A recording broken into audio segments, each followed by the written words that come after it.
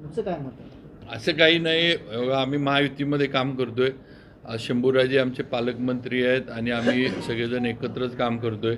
पण आता पक्ष म्हणून जिथं नवीन कार्यकर्ते येण्याचं जिथं हे आहे, सगळेच पक्ष घेतात. म्हणजे आता तसं उदयसिंह पाटलांना राष्ट्रवादीनं घेतलं काँग्रेसमध्ये. बाहेरसुद्धा पुण्यालासुद्धा दंगेकरांना एकनाथ शिंदे साहेबांच्या सेनेमध्ये दंगेकरांनी प्रवेश केला. असे अनेक ठिकाणी संग्राम थोपटेंनी भाजपमध्ये प्रवेश केला.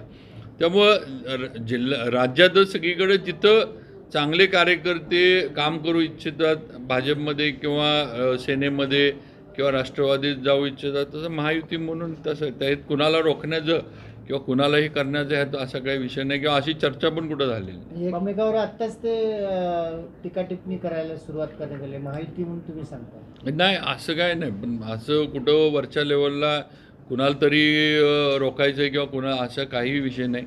पण शेवटी पक्ष जिथं नवीन कार्यकर्ते येतात, शेवटी पक्ष वाढणार कसा?